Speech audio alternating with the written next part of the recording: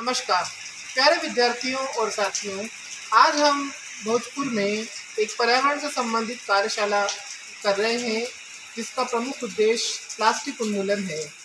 Plastic का निपटारा कैसे करें, प्लास्टिक किस प्रकार से हमारे पर्यावरण को हानि पहुंचा रहा है, इससे क्या क्या दुष्परिणाम हैं और इसका निपटारा हम आसानी से एक सरल तरीके से कैसे करते हैं, उसके बारे में हम पूरी चर्चा करेंगे। तो आज की जो हमारी पर्यावरण कार्यक्रम है वो मुख्य रूप से आधारित है एक इको ब्रिक्स बनाने पर। इको ब्रिक्स क्या होती है, कैसे बनाएं और कैसे हम प्लास्टिक का हमारे घर से ही निपटारा कर सकते हैं, उसके बारे में हम चर्चा करेंगे। दोस्तों, आप सभी को पता है कि प्लास्टिक एक मानव निर्मित एक ऐसा कचरा है जो हमारे वातावरण में सभी जगह फैल चुका है और इसके दुष्परिणाम ये होते हैं कि प्लास्टिक सभी जगह बिखरी हुई पड़ी रहती है।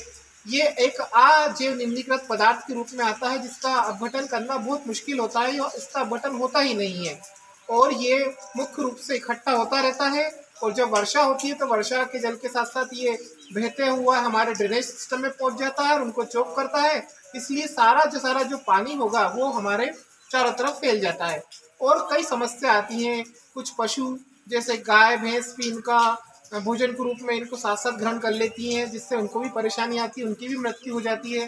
तो ऐसा क्या करें कि हम प्लास्टिक का घर से ही निपटारा कर सकें। इसलिए पर्यावरण के अंतर्गत एक ऐसा चीज बनाई गई है या फिर एक ऐसा पदार्थ के रूप में हम एक ऐसी वस्तु बना सकते हैं जो कहीं ना कहीं जाके प्लास्टिक के उन्मूलन में हमारी सहायता करेगी।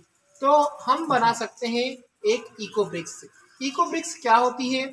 इको ब्रिक्स के रूप में मुख्य रूप से हम देखते हैं कि हमारे घरों में कई बार हम देखते हैं कि इस तरह की प्लास्टिक बोतल होती हैं जो प्रयोग करने के बाद हम इसको फेंक देते हैं। क्योंकि ये प्लास्टिक से या वातावरण को नुकसान पहुंचाता है, तो क्यों ना इसी बोतल में हम निपटारा शुरू करें। तो ये प्लास्टिक किस प्रकार से हमको एक बोतल लेना है और उस बोतल को में क्या करना है कि हमारे घरों में जितने भी हम प्लास्टिक मटेरियल प्रयोग करते हैं, जो पैकेजिंग में आते हैं, जिनके रैपर्स होते हैं प्लास्टिक्स के, उनको हम कूड़ेदान में ना फेंकें या हमारे घर के डस्टबिन में ना फेंकें, उनको हम इस बोतल में कलेक्ट करें। उस बोतल में किस प्रकार से कलेक्ट करने की, जिस प्रकार से ये घरेलू कचरा के रूप में मैंने कुछ रैपर्स इकट्ठे करें, ऐसे रैपर्स को आपको प्लास्टिक की बोतल में इस तरीके से आपको लेना है और इसको राउंड अप करते हुए इस बोतल में धीरे धीरे करके इसको कलेक्ट करते जाना है। आप जितने इसको कलेक्ट करते जाओगे ये बोतल भराती जाएगी। जब ये बोतल पूरी तरीके से इन रैपर्स के द्वारा पूरी तरीके से भरा जाएगी तब हमको इसमें एक टाइट रूप से इसको ढक्कन लगा देना है और इस प्रकार से ये अपने आप में एक इको ब्रिक्स में कन्वर्ट हो जाएगी। मैंने एक सैंपल बनाया हुआ है।